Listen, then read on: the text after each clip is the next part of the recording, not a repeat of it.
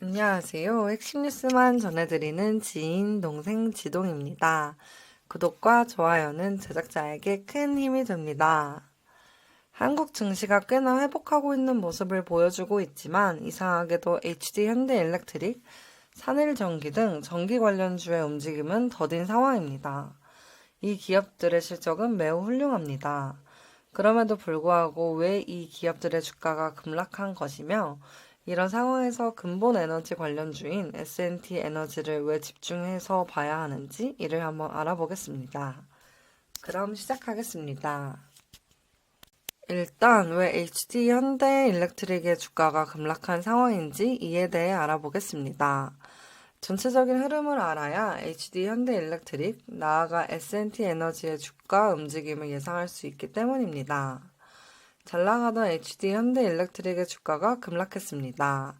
이는 회사 경영에 문제가 있어서가 아닙니다. 전력기기 관세에 대한 불안 분위기가 조성되면서 자칫 HD 현대일렉트릭을 비롯한 한국 기업들의 수익이 줄어들 수 있다는 내러티브가 형성되고 있기 때문입니다. 2월 13일 기사를 보시면 기자는 트럼프 1기 당시 최대 60% 수준까지 변압기에 과세를 했던 사실을 언급하며 이러한 불이익을 이번 트럼프 2기 시대에도 다시 맞이할 수 있다고 언급하고 있습니다. 사실 앞으로 트럼프 정책이 어떠한 방향으로 움직일지 그 아무도 알 수 없습니다. 다만 이런 분위기 속에서 최소 2에서 3주 동안은 전력기기 관련주들의 주가는 부진할 것이고 이와는 반대로 타 에너지 관련주는 상대적으로 부각받을 것입니다. 그렇기 때문에 우리는 LNG 분야에서 활약하고 있는 S&T 에너지를 눈여겨봐야 합니다. 일단 S&T 에너지는 어떤 사업을 영위하고 있으며 현재 성과는 어떠한지 알아보겠습니다. S&T 에너지가 주로 영위하고 있는 사업은 에어쿨러 사업입니다. 에어쿨러란 석유화학 플랜트, 정유 플랜트 등 레거시 에너지 산업에서 꼭 필요한 설비입니다. 그런데 말이죠. 트럼프의 정책은 LNG 및 셰일가스 채굴을 늘리고 이를 기반으로 레거시 에너지 산업을 확대시키는 것에 초점을 두고 있습니다. 이 얘기는 꾸준히 트럼프가 밀고 있는 태양광 분야에서 활약하고 있는 하나솔루션과 더불어 S&T 에너지의 에어쿨러 사업 또한 수년간 수혜받을 수 있다는 말입니다. 실제로 이 기업의 신규 수준이 크게 늘고 있으며 특히 이 역량은 미국과 중동 모두에서 이어지고 있다는 사실이 중요합니다. 사실상 에너지를 두고 두 국가가 갈등하고 있는 상황 속에서 S&T 에너지는 두 국가로부터 모두 과실을 확보할 수 있기 때문입니다. 게다가 이 기업의 무서운 점은 미국 중동뿐 아니라 아프리카, 러시아, 호주 등 세계 모든 국가로부터 고객사를 확보하고 있다는 사실입니다.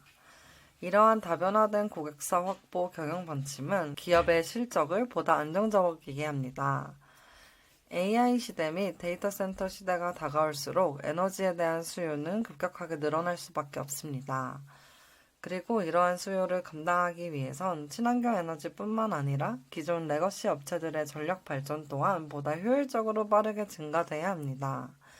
이러한 상황 속에서 S&T 에너지의 에어쿨러 능력은 더욱 부각받을 수밖에 없고 이에 기업의 영업이익률은 더욱 강화될 것으로 예상됩니다. 특히 2024년 12월 미 에너지 기업 베크텔 에너지와 에어쿨러 공급 계약을 체결했다는 사실이 무엇보다도 중요합니다.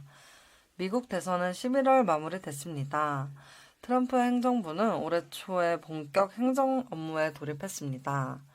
S&T 에너지는 트럼프가 공식적으로 활동하기 전부터 이미 미국 기업들과 접촉해왔고 이를 통한 성과를 창출했습니다.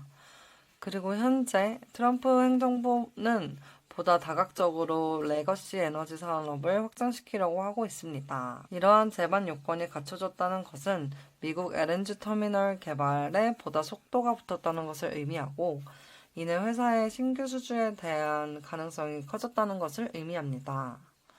리포트에 따르면 회사는 작년 말 처음으로 미국 진출을 시작했습니다.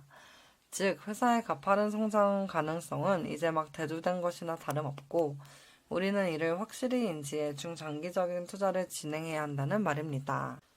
오늘은 S&T 에너지의 잠재력 및 HD 현대일렉트릭이 처한 상황에 대해 알아봤습니다. 현재 코스피, 코스닥의 유동성은 대부분 조선 및 방산 분야에 집중되고 있습니다. 방산 분야는 앞으로 4, 5년 동안 지속될 분야입니다. 다만 조선 같은 경우는 산업과는 별도로 주가는 앞으로 1년 이내로 보다 성장폭이 약해질 것으로 예상됩니다. 그렇기에 타 섹터가 약해지는 상황 속에서 중장기적으로 S&T 에너지가 가파르게 성장할 가능성은 크다고 볼 수 있습니다.